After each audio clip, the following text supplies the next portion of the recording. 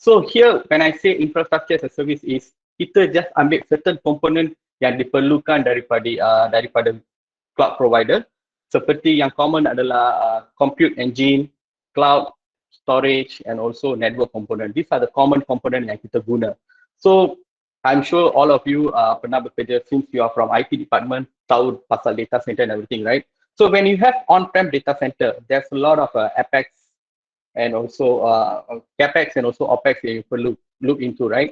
So, but when you move to cloud, you can reduce the cost and also the flexibility is higher when you go to cloud. For example, katakan you have any project baru, so you nak beli server for this project or the storage, the network component, you have to plan it properly. So you kena procure the hardware, and then bila hardware tu sampai, kita kena assemble, kita kena pasang, and then we have to do a burn test. After that, only we can start provisioning all the service yang kita perlukan. But when you move to cloud, it's very straightforward.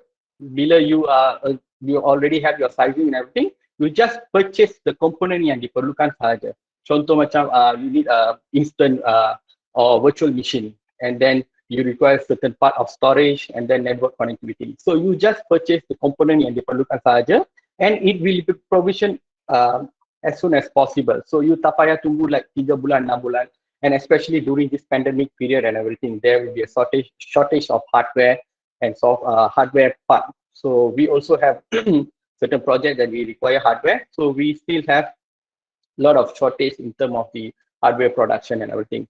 By moving to cloud, you can reduce all this hassle.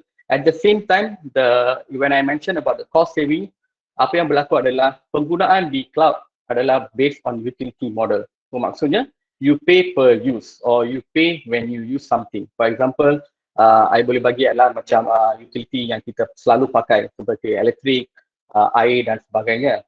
So contohnya, bila kita nak guna air, our water utilities, bila kita buka pipe baru kita di-charge kan. So sama juga konsepnya. When you move to cloud, there are certain payment model yang kita boleh follow. One of it is pay per use. Maksudnya katakan you perlu run certain test and dev environment. So if you're running it on-prem, you have to buy the hardware and keep it. So habis project tu, the hardware still will be there, right? But when you purchase certain cloud services, when you subscribe to these cloud services, what happen is you boleh ambil atau you gunakan for temporary. For example, you have a project that you need to run a test and dev environment for 6 months. So you just subscribe the services for 6 months. After that, you can just terminate the service. And then when you have new project, you just go and subscribe more services. So in that way, you save costs by using the cloud services. That is one of the benefits that we have when you move to cloud. And also another thing that we always pitch when we talk about moving to cloud is the scalability. Contoh, katakan you have one project yang you run the solution on-prem. So katakan if you have that infrastructure tak cukup, then you have to do another procurement and it will take longer time for you to get the hardware. During that period, there could be some hiccup in your business operation and everything. But when you move to cloud, it's very easy.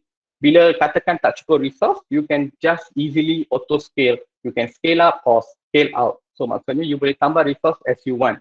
So you tak payah tunggu sampai 1 month, 2 months for the hardware to come. You just purchase or subscribe the service as you need.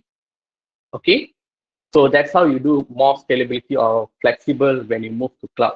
Another thing that I would like to touch is there are a lot of components yang available. Macam I cakap tadi, platform as service and also software as a service. So here in Google Cloud, we break it into more smaller components such as Insight Platform or Smart Analytics as a service. So we know that to set up an analytic environment in your on-prem is very expensive and it's very time consuming. But what you can do here is you can purchase certain services such as Smart Analytics, like we have here BigQuery AI platform and also Contact Center AI, where you can start using all this technology without having a big cost. So it's very easy and it's very fast to provision all this service.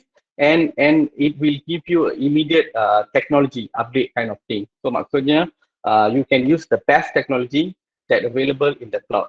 And as you all know, Google Cloud is very known for its AI ML thing. So these components are the best in the market. And then you can use data management as a service where you can pump in your data into the cloud the storage kind of thing, your database, and also can do data fusion in the data management.